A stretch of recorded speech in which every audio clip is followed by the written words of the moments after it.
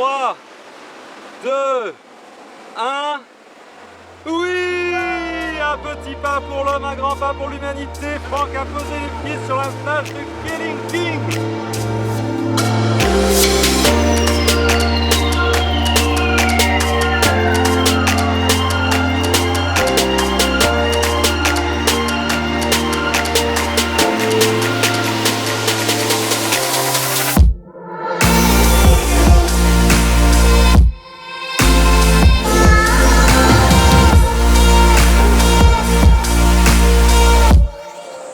Salut, moi c'est Richard. Salut, moi c'est Franck et bienvenue dans cette nouvelle vidéo dédiée à Nusa Penida, la petite sœur de Bali.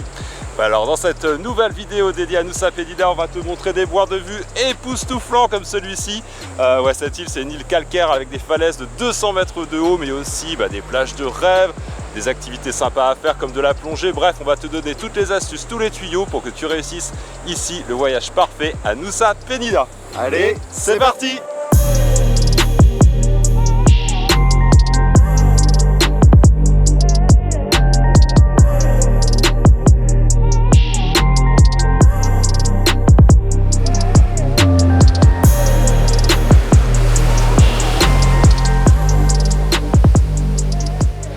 Et ça y est, on fait nos premiers pas à Nusa Penida et on commence par une très belle plage, la Crystal Bay. On est au nord-est de Nusa Penida et c'est une plage magnifique en forme de croissant parfait avec des eaux turquoises.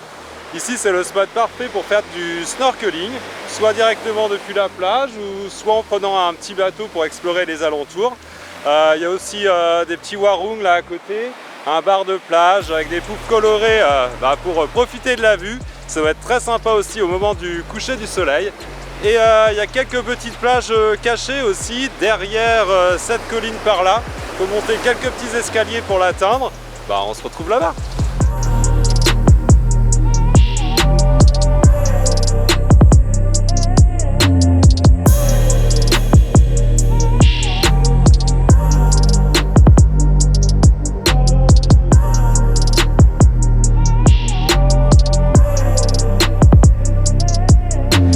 Et ça y est, après un quart d'heure, 20 minutes de montée et de descente depuis la plage là-bas de Crystal Bay, on arrive à la première plage secrète, c'est Pandan Beach. Donc là c'est une petite crique. Là attention, la mer a l'air quand même pas mal déchaînée, on nous a dit qu'il y avait pas mal de courant aussi. Donc pour barboter ça va, mais il faut peut-être pas s'aventurer trop loin. En tout cas là on a l'impression d'être au bout du monde. En plus on est tout seul, donc voilà, un petit paradis, rien que pour nous.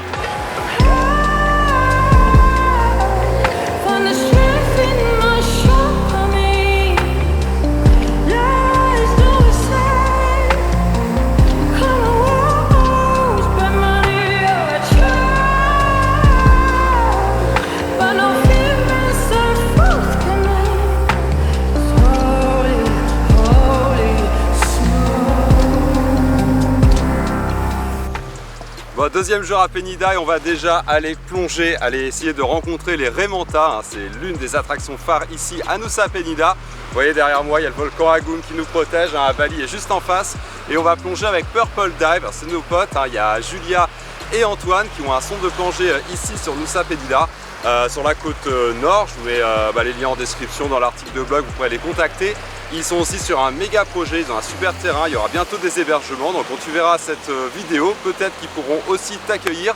Et ouais, c'est un endroit aussi idéal, comme au Gili, pour apprendre à plonger. D'ailleurs, on a fait une vidéo il n'y a pas longtemps parce que j'ai passé mon open water avec 3W à Gili il y a à peu près un mois. Donc je t'invite à aller voir cette vidéo ici. En attendant, on croise les doigts, on espère aller voir les Raies Manta.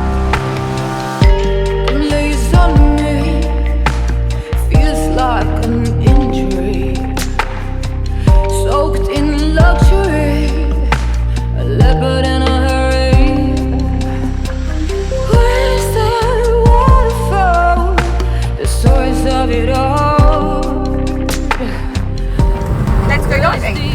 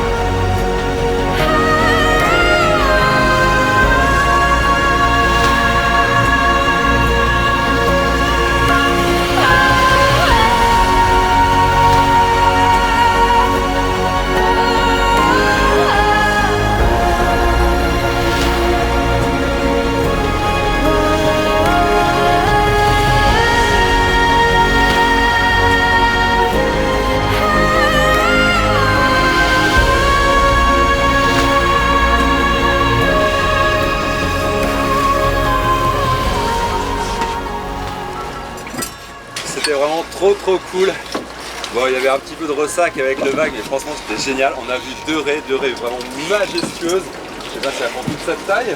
Ouais, si, non, ouais. C'est 2 mètres 50, 3 mètres. C'est ça, 3 mètres. Des fois même 4. Ouais, non, mais là, je pensais pas qu'elles étaient si énormes, quoi. Et c'est à la fois gracieux, c'est un beau spectacle, quoi.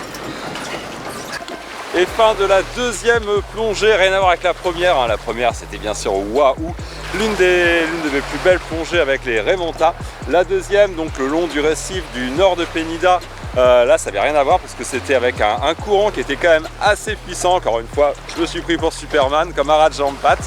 Et ouais, ce qui est là la différence, il y a eu un courant qui nous a un petit peu en fait emmené vers le bas, donc il a fallu s'accrocher. C'était assez physique, mais j'ai adoré. J'étais en totale confiance avec Julia de Purple Dive qui m'accompagnait. Donc encore une fois, merci à eux. Si vous passez à Penida, que tu vas apprendre à plonger ou simplement faire l'une de ces plongées magnifiques, et il y en a encore plein d'autres, tu passes les voir au centre Purple Dive. Tu leur fais un petit coucou de notre part. Nous, on va rentrer à l'hôtel. Et voilà, on a posé nos valises pour les premiers jours à Nusa Penida. On est au Sunrise Cottage Nusa Penida, sur la côte nord, face à la mer et au mont Agung. Ils ont plusieurs chambres à l'étage ou au rez-de-chaussée. Alors nous, on dort à la chambre 204. On vous la recommande parce qu'on a une vue magnifique déjà sur la mer. Et tu veux prendre ta douche en admirant le mont Agung. Donc ça, c'est plutôt top. Une équipe super sympathique, des chambres modernes, spacieuses, hyper confortables. Une salle de bain de dingue. Donc ouais, on vous conseille cet hébergement qui est en plus à peu près à 15 minutes du port, donc c'est une bonne alternative pour commencer son itinéraire de découverte au nord de Penida. Nous aujourd'hui on quitte cet hébergement, on prend le scoot, on se dirige vers le sud. Une autre histoire va commencer, un autre chapitre de cette semaine, même de ces 10 jours de découverte de Nusa Penida.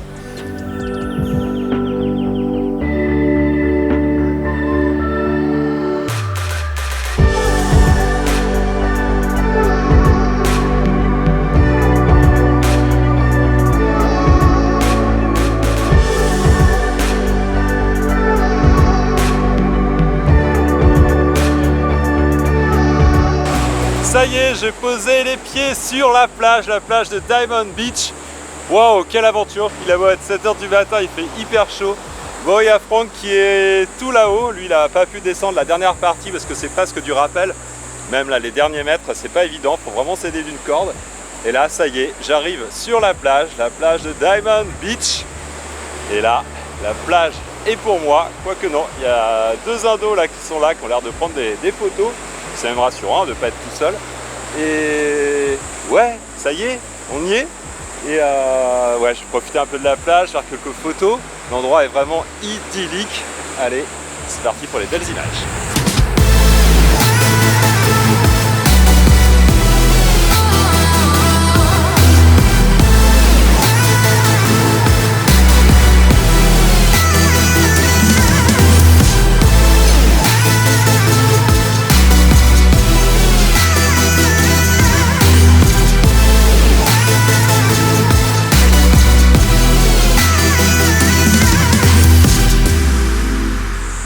Bon, ça y est, je suis remonté vivant de Diamond Beach et à 50 mètres sur le promontoire de l'autre côté, on se situe juste en aplomb de Attu Beach. Alors cette fois-ci, il y a un escalier en ciment qui a été fait il n'y a pas très longtemps.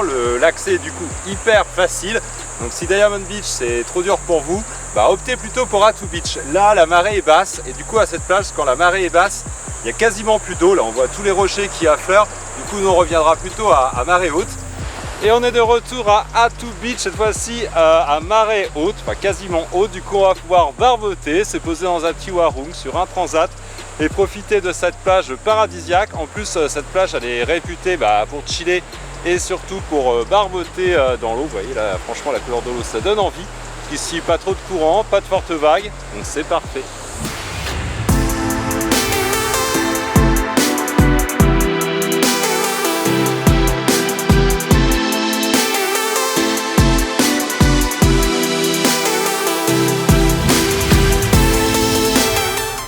Bon, entre deux plages, on change d'activité. Là, on va aller visiter un temple. On est au temple Pura Goa Giri Putri, donc littéralement le temple de la cave de la colline de Shiva. Alors vous allez voir, hein, c'est un temple à la fois hindouiste et bouddhiste qui est au cœur d'une cave. Apparemment, il faut rentrer dans un tout petit boyau pour accéder à la cave. Ça a l'air assez fou, on se retrouve dedans. C'est un temple vraiment qui est vénéré par les balinés. Ils viennent d'ailleurs en pèlerinage à Penida pour faire des offrandes et poursuivre tout un parcours de purification dans ce temple. C'est l'un des spotlights de l'île de Penida. Allez, on se retrouve dedans.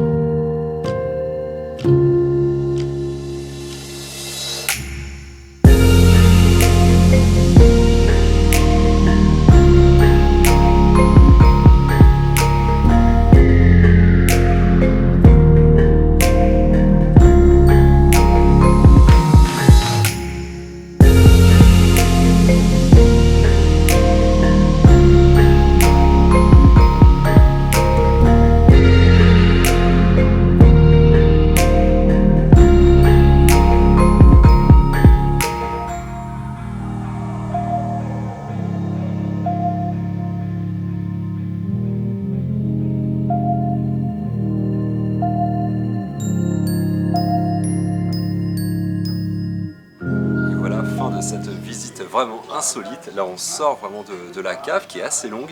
On a une superbe vue justement sur la vallée verdoyante qui est juste devant moi. Et bon, on n'est pas obligé de suivre tous les rites de passage parce que les balinés quand ils viennent et qui suivent vraiment tous les rites de purification, il y en a pour plus de 2h30.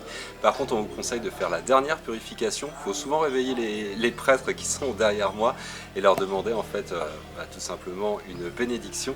Et ils nous donnent comme ça le bracelet typique baliné, blanc, rouge et noir, qui représente justement les 3 divinités les plus importantes, Vishnu, Brahma et Shiva. Et ouais, on se sent bien quand on sort de là, on a l'impression de sortir d'un autre monde, d'avoir fait comme un rite de passage. Maintenant on prend la direction à nouveau du sud pour aller découvrir d'autres curiosités insolites de l'île de Penida.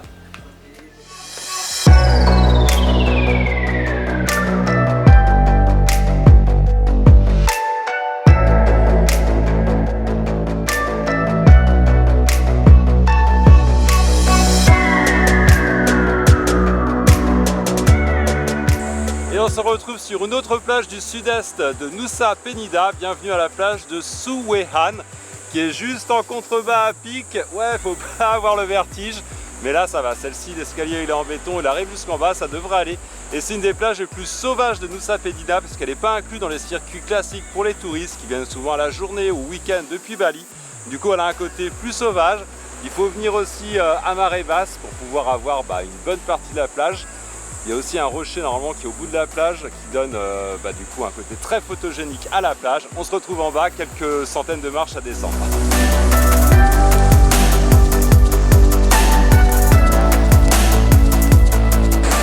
Et ça y est, on est arrivé en bas. On foule le sable de la plage de Suwehan et là on est tout seul pour en profiter. D'ailleurs, tu dois peut-être te poser la question, mais franchement Nusa Penida comme ça c'est incroyable, ils sont toujours tout seuls. On se rappelle qu'on est au cœur de la pandémie, on est en décembre 2020 et même si c'est une année très stressante, pour nous paradoxalement c'est peut-être notre meilleure année parce qu'on peut profiter de tous les sites indonésiens en toute tranquillité. Donc forcément si tu viens ici quand le flot de touristes va revenir, attends-toi à ce qu'il y ait un petit peu plus de monde. Bon, en tout cas on en profite.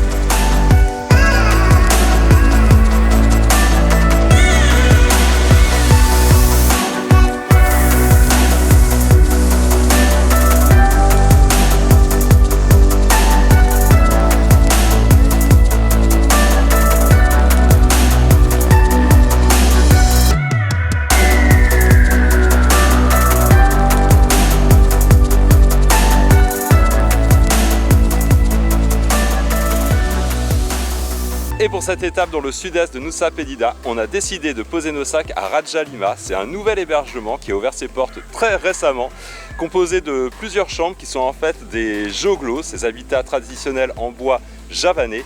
Là, à l'intérieur, la décoration est vraiment comme on aime, à la fois ethnique et épurée. et c'est surtout son emplacement qu'on adore parce qu'il est juste au-dessus de Diamond Beach, au-dessus de la falaise, à proximité aussi de Attu Beach. Donc c'est vraiment le spot idéal qu'on te recommande si tu viens explorer le sud-est de Penida.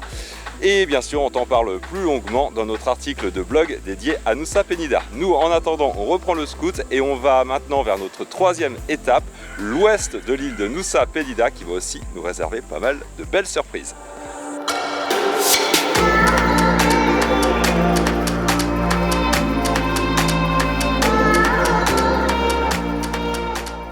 Et sur la route entre le sud-est et l'ouest, on fait une pause aux Teletubbies Hills, donc les collines des Teletubbies, ces petites collines ondulées et verdoyantes.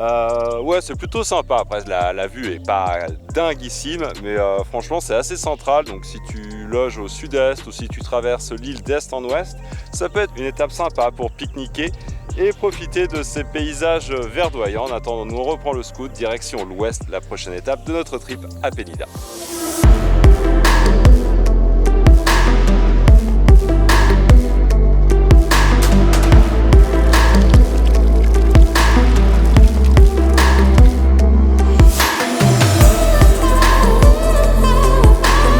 Et premier site qu'on explore dans l'ouest de Nusa Penida, c'est Tembeling Forest and Water.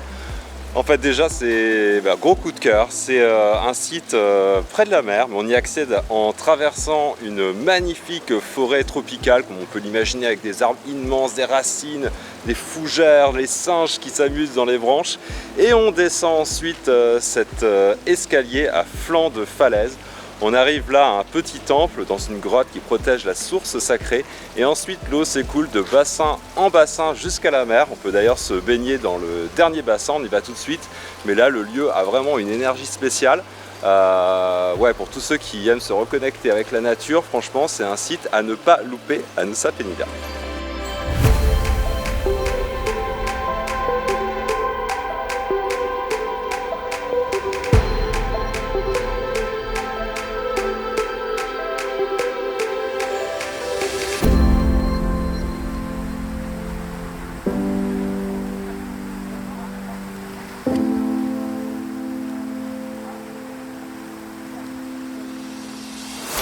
Et surtout quand tu arrives tout en bas de l'escalier, n'oublie pas de tourner à droite et de rentrer dans le petit tunnel ici. Et tu verras, il y a une plage un peu secrète, recouverte de galets, où tout le monde s'amuse à faire les petits monticules de pierre qu'on appelle des cairns, je crois, qui donnent vraiment un lieu, une ambiance vraiment très mystique à ce lieu, avec la force de l'océan qui se déchaîne juste à côté. Donc ce lieu, c'est vraiment une succession de surprises. Parce qu'après, la jungle, les escaliers à flanc de falaise, le temple, la plage, les bassins naturels, on tombe sur ce lieu. Donc franchement, je crois qu'il va directement aller en haut de la liste de nos coins préférés à Penida.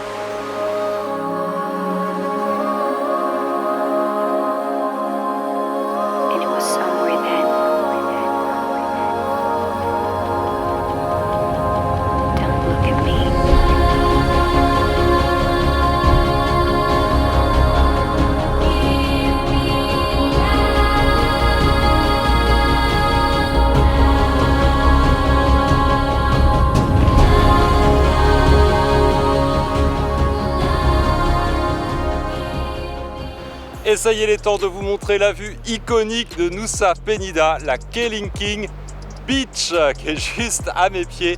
Le site est vraiment incroyable et mérite vraiment sa réputation.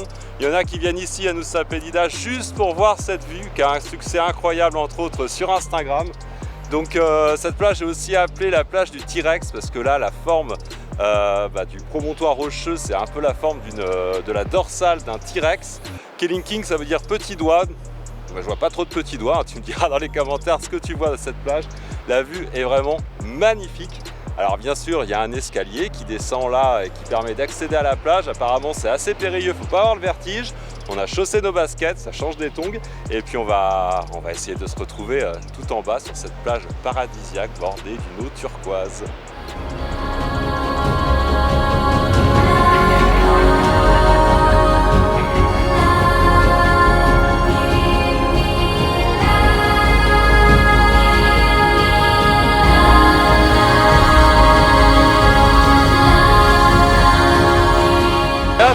on est pratiquement arrivé au bout. 3, 2, 1. Oui! Un petit pas pour l'homme, un grand pas pour l'humanité. Franck a posé les pieds sur la plage de Killing King. On l'a fait. Ouais, allez. 20 minutes de descente et de sueur abondante pour descendre cette falaise à pic. Et franchement, ça vaut le coup, quoi. Yes, on y est.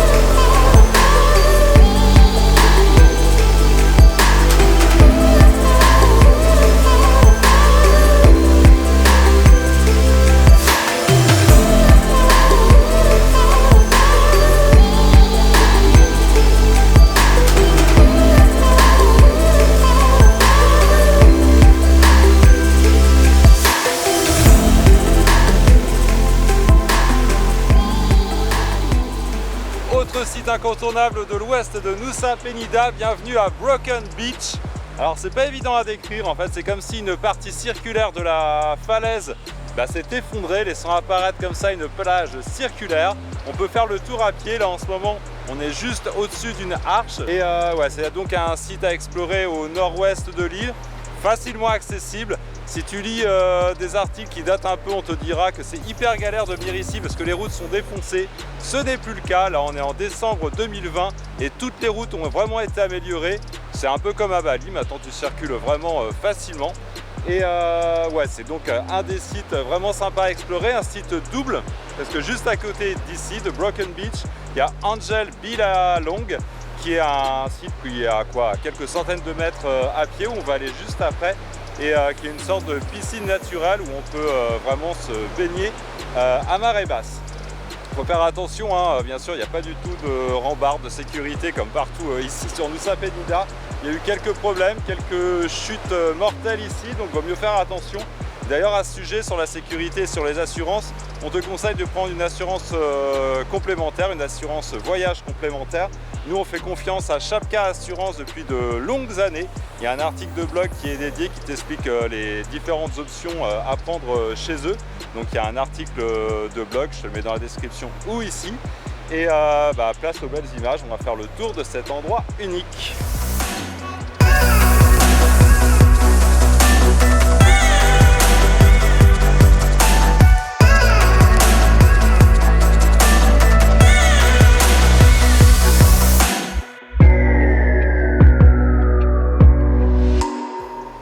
Et donc à 200 mètres à peu près de Broken Beach, on arrive ici à Angel Bilalong, une sorte de piscine naturelle qui se remplit à marée haute. On voit ici le dénivelé, c'est d'ailleurs très dangereux quand les premières vagues commencent à arriver.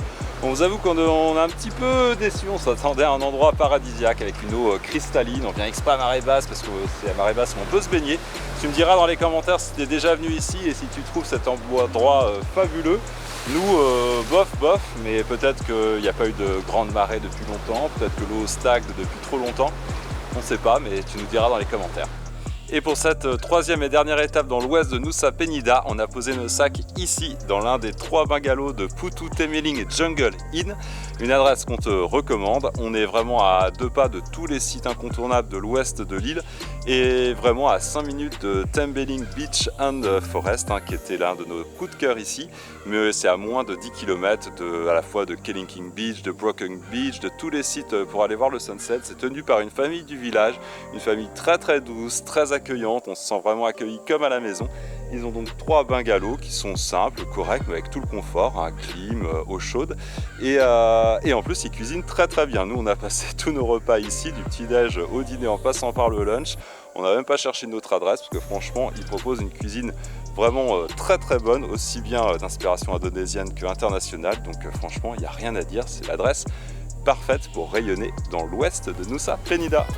Et voilà, c'est déjà la fin de cette vidéo dédiée à Nusa Penida. On espère que tu as apprécié, que ça va t'aider à organiser ton futur trip ici à Penida, la petite sœur de Bali. Et si tu as envie de venir à Penida, tous les conseils pratiques et nos récits, de belles images, ça va être sur notre blog voyage comme d'habitude, onedayOneTravel.com. Tu peux aussi nous suivre sur tous les réseaux sociaux de Facebook, Instagram, en passant par Twitter ou encore ici YouTube, où tu peux toujours t'abonner si ce n'est pas déjà fait. Et puis on te dit à très bientôt pour une nouvelle vidéo. Allez, ciao!